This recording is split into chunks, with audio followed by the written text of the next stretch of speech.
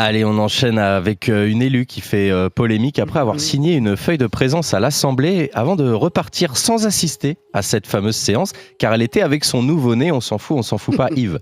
On s'en fout pas. Laura. On s'en fout pas. Mourad. Je vais les laisser parler. Mathilde Ignet, députée LFI, a fait une vidéo très réseaux sociaux où elle raconte sa journée de jeune maman, députée, en retour de congé maternité. Elle explique qu'elle est venue signer la feuille, mais qu'elle n'assistera pas à la séance car elle a son bébé en landau avec elle. Une précision, c'est en respect total des règles de l'Assemblée. Laura. Et après, on va nous parler de défiance politique et que c'est la faute des médias, c'est ça ? Enfin, qu'est-ce qu'elle vient chercher là ? Là, qu'est-ce qu'elle vient chercher ? Qu'est-ce qu'elle vient démontrer ? Regardez, moi, avec votre argent, je peux me passer d'une nounou et d'une crèche et je viens juste taper avec mon badge pour ensuite retourner chez moi. Dans la vidéo, elle dit qu'elle attend d'avoir une nounou. Non mais d'accord. C'est dans l'attente de la nounou. Moi, quand j'ai pas eu une nounou, des problèmes de garde.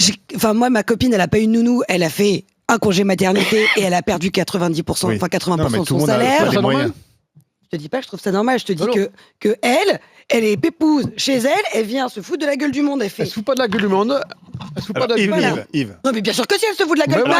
Mais attends, mais moi à deux mois, j'ai payé une nounou une fortune parce qu'il n'y avait pas de place. Tu trouves ça normal ? Mais je te dis pas que c'est pas normal. Je te dis que c'est pas normal qu'elle se la coule douce pendant que moi je bosse pour elle. Parce que sauf que toi tu l'as pas dit, toi tu l'as pas montré médiatiquement. Moi je trouve que son geste. Mais on le sait que c'est pénurie de nounou. Oui, personne réagit une fois de plus. On se rend compte. Mais on le sait que c'est pénurie de nounou. Ce que j'aurais aimé qu'elle fasse plus tôt, c'est d'aller avec son bébé au revoir à l'Assemblée. Laura, c'est pas l'histoire de pénurie de nounou. Moi je dis c'est pas l'histoire de pénurie de nounou. Moi je pense qu'aujourd'hui, il faut qu'on grandisse par rapport à l'éducation des enfants et qu'une mère ou un père qui va rester au foyer, qui va s'occuper des enfants, il doit avoir un salaire décent pour le faire.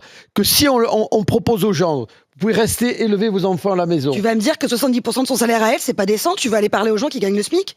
Mais là, aujourd'hui... Mais je te parle des gens qui gagnent le SMIC. Mais c'est le même cas de figure, Laura. Mais oui, c'est non. Ne criez pas, parlez. C'est le même cas de figure. Alors, je prends une dame qui est au SMIC. Aujourd'hui...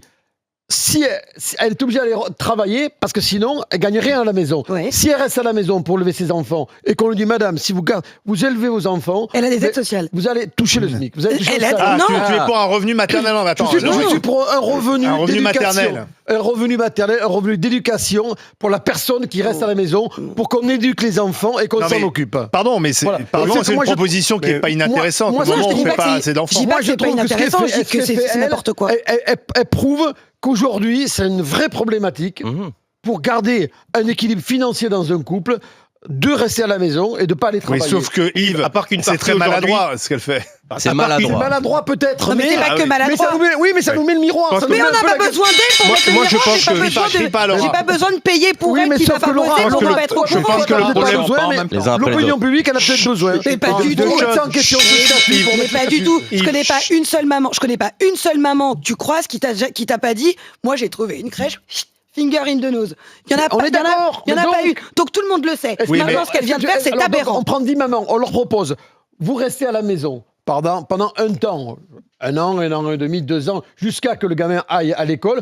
Vous restez à la maison et vous allez, on va assumer 80, je sais pas le pourcentage, 80-90% de votre salaire pour que vous restiez à la maison. Mais c'est ce qui se passe. Mais attends, non, c'est pas ce qui se passe aujourd'hui. Yves, attends. Non, c'est pas ce qui se passe aujourd'hui. Vous n'êtes pas au courant de ce qui se passe aujourd'hui. Aujourd'hui, c'est l'entreprise qui assume. Non, mais attendez, moi je te dis un truc, si tu as une entreprise avec 50 femmes et que les 50 tombent ensemble, tu déposes le bilan. Mais attendez, 2 secondes. L'État n'assume pas. Une maman qui va bosser, elle a toute la partie que la dame, que celle qui ne va pas travailler, perd en argent, qu'elle dépense chez soit la crèche, soit chez la nounou. Donc à un moment donné, quoi ? Celle qui va pas bosser, elle va gagner autant que celle qui va bosser, mais qui, elle, doit payer une nounou. Bon, mais on va où, là ?